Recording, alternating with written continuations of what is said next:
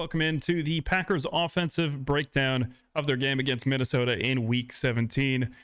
Obviously, this was a very, very close game in the end, 27-25, but this was too little, too late for the Packers offense. There were too many third and fourth down stops that they couldn't actually overcome. They did close the distance in the end, but let's dive into the film, look at both the positives and the negatives of this game. We're going to start out with the very first play of the game, and I think this kind of set the tone for the rest of the game. LaFleur didn't really stick with the run too often. After this, Jacobs, he still had 4.1 yards per carry, still only ended up with 69 yards on the ground and a touchdown. But this is just good timing by the Vikings defense and a very, very good run blitz. But you've got number 0 coming in, Pace coming in and disrupting this play. Of course, you've got your traditional sift across, right, to block the end, so it's a split zone, and Ryan is not able to get across two players to pick up pace here. So with the Vikings sending this run blitz early and disrupting the play early, I think that kind of set the tone for what the day was going to be like. And we're going to see in one of the drives later where the run is just abandoned entirely, and that's going to lead to an easy 3-and-out. I can't show you the entire drive, but obviously the Packers offense in this first drive, it wasn't working too horribly. They kept the ball on the ground, and then you are getting this momentum. You get across midfield. You have a pretty decent run here, but then you've got the fumble. All right, so you've got a little bit of a counter. All right, so you've got essentially a counter with a power. All right, you've got the pulling guard, you've got the tackle or the tight end that is kicking out the edge. All right, so you get a nice seam. He's got a good move there on Gilmore. And again, I've talked about this. It was the same thing in the Seattle game. When you try to brace like this with the football, your elbow comes untucked, right? And that's going to leave a little bit of space, and that's going to knock the ball loose. So what ended up being a promising starting drive, pretty balanced, keeping the ball on the ground, getting first downs, ends up ending in a turnover. Luckily, the Vikings were not able to get points after that fumble, but you do have this on the next possession where it is a very, very tough catch to make, but that is one that you would hope you could make. And this is a part of the series. They passed on first down, so this is second down. You're going to pass again here, and then because you feel like you should have had this, it's very, very close to being a massive play, just out the reach of Wicks. The Packers offense is then going to throw the ball one more time, and they're going to have to punt. So you get a 3-and-out. After the first drive, you move the ball on the ground, and now you've thrown 3 times, and you've got barely any time taken off the clock, no time of possession. You're throwing your defense back out on the field after just 3 plays. With a lot of the pressure as well, you need to throw some of these screens in there to try to slow them down. So this was a good play call early in the game to get the ball moving downfield. That flag is very, very late. I also don't think it was a flag. It does benefit the Packers in this situation, but they called a chop block on Harrison Smith. We'll see it here. They basically said he was beneath the knees here when he's making contact with Tom's thighs. Right, that's the penalty that they're calling, but I don't think that is a penalty. Right, I think that's just a smaller DB trying to take on a right tackle, and that's going to benefit the Packers. They get down to the 21, plus they get a penalty on top of it. All right, here we have a third down. Packers are going to be running a mesh concept here, and I think that Jordan Love got a little bit antsy, and he dumps it off here to Musgrave, and Metellus makes a great play, a great tackle there to stop them on third down. All right, but I believe if he was a little bit more patient with this, he does have Smith playing over the top, but I think if he's a little bit more patient, if he leads this ball out here on the goal line, right, and he's going to let Reed run under it, because I don't think Gilmore is going to catch up with Reed because he is trying to play a catch technique on a mesh, right? Obviously, this doesn't look so bad because if he's able to lead Musgrave here, then that should be a touchdown, right? If not just a first down. But again, this ball is thrown slightly behind him. It's late, and that's only going to result in a short gain. So I think he had two options here. Either he throws a better ball here and leads Musgrave, allows him to continue to catch this in stride, or he looks off Musgrave and instead sets his feet for Reed, just put some air on it, because I don't think Harrison Smith is going to make a play on this. He just puts some air. There's no one in this corner, right? And that is going to allow Reed to just run up under this, and that should be a touchdown. But instead, tackled short of a first down, tackled short of the end zone, and that's going to result in a field goal. All right, next play, we've got the longest run of the day for Jacobs. This is just a very good job by both Myers and Sean Ryan. That's going to spring him through. Jacobs does a good job of getting skinny here, but we'll see this play. You've got a slight double team here by Myers, but Myers is going to, he can see that Jenkins has Phillips all by himself, so Myers is going to climb to the next level here, and then you're going to have a very good seal here on Tillery by Sean Ryan, and you can see Tom as well taking that second level defender, and that's going to create a nice seam for Jacobs to get up and through. But that was a nice 13-yard gain, the longest rush of the day for Jacobs. All right, here we have another mesh concept. So Packers love this mesh option. They saw it earlier. They saw they could get 3 yards earlier, and they're unable to do that. This is just a great play here by number 7.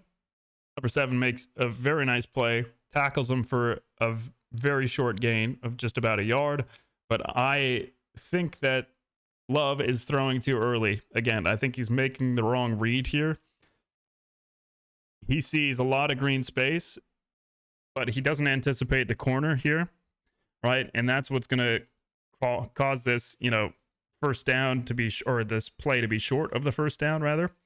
But if we look back here, Harrison Smith, right, he's pointing basically, okay, we've got a mesh coming this way, and he's going to fire down to try to take Dobbs and man here. And by doing that, you've got a sit route, which is sitting 10 yards over the ball, and that's going to be wide open because he's pulling the trigger on Dobbs. Whereas if he uses his eyes, he looks at it, Smith is going to be firing down, and it's going to be very hard for him to change direction to cut in front of this sit route. And we can obviously see the flow here, right? That would be very, very hard for Smith to change direction and stop. And Wicks probably catches that for a first down. So that's the third down. And now we'll look at the fourth down right after. All right, now you've got a 4th and 2. You feel like you should have gotten that play for a first down. So now you're looking towards Dobbs on this bottom side, right? He's just got a slant route in man coverage, but there's too much traffic there. So you're unable to get there. So he's going to look back, try to get Reed, and Reed is just unable to make this catch. It is low and away. He's trying to avoid any defender from being able to get it, and Reed not able to come up with it. And that's the second time this drive, obviously didn't show everything, but second time this drive that Reed had a drop. First one was bailed out with a holding call that was very, very weak. But now you're going to see him work back. He's going to see his first option isn't there. He's going to come back. And then that is in the hands. It is a diving catch, but it is in the hands of Reed. And that should be caught. And that would be a first down, moving the chains. So, yes, he could have taken the points here as well. But he ends up deciding not to. And yes, it could have been the difference in the game. But who knows how the game would have played out if the Packers put up 3 points here as well. All right, here we have a third down, and I'm just not sure how I feel about this play call or the decision. It's a 3rd and 5, and the decision here is just to throw it up deep. All right, so the routes, We've got a wheel on the bottom. You've got essentially that being a switch concept here, a 2 vertical switch concept, because you've got a long inside release, but he's going to take it up the seam. You've got this wheel on the outside. Then you're going to have a crosser coming underneath. So you've got the crosser underneath the outlet. You have a crosser here. So there's really just nowhere to go when we look at it. So I think instead of either scrambling, trying to make a play, he's just going to throw up this shot in hopes that there's going to be some sort of pass interference. He throws it way too deep and is not able to convert on this 3rd down. So obviously I'm not in the locker room with them. I'm not in the meetings with them. So I can't necessarily say if this is the decision that LaFleur wants Love to take. But to me, the play call for 3rd and 5 was a little bit too deep on the route concepts. And also not the greatest decision just to get rid of the ball and not try to get the 1st down. All right, this play, we are going to focus on Myers. One of the things that Myers does not do very well is dealing with stunts. And you're going to see he is going to ride way too much with his defensive lineman. And that's going to allow 2 players to wrap around. And he's not going to be able to get to both of them. Instead, one's going to get through. And then because Brooks is trying to make up for that missed opportunity, he lets go of this rusher. And that's just going to create even more havoc. And that's going to force a rollout. And then a bad ball and what appears to be a little bit early contact. But I think this ball gets tipped, which is why there's no defensive pass interference. We'll see it a lot better from this angle. But you'll see Myers in the center. Just his eyes get locked in with the rusher.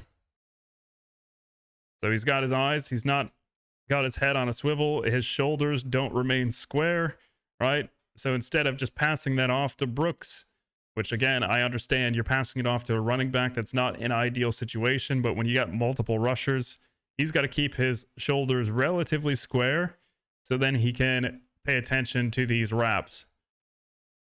All right. And that's not going to happen in this situation. And you've got chaos that breaks out. And I believe this ball right here gets tipped. You can see it fluttering. So because it's tipped, there cannot be defensive pass interference. So that little push by Murphy is not going to draw a flag. All right, Packers get a short field due to an interception. And we all know what happens from the 2-yard line. Just a simple handoff to Jacobs. He's going to make an effort here, cutting it back, getting into the end zone. So this makes it 10-20. But you can see a little bit of a cutback. That second effort after the contact, able to take it into the end zone for a score. Here we've got a critical 3rd down, and there's just going to be too much pressure that gets through. This is a letdown by 2 players, 1 Zach Tom and 2 Elton Jenkins. 1, you're going to see the same thing we talked about with Myers. All right, you're going to get this rusher that comes in. You're going to get a wrap around here, and his eyes are just going to be focused and locked in on this rusher. So that is number 1, where the pressure comes in from the interior. Number 2, Zach Tom cuts his jump set a little bit too early here.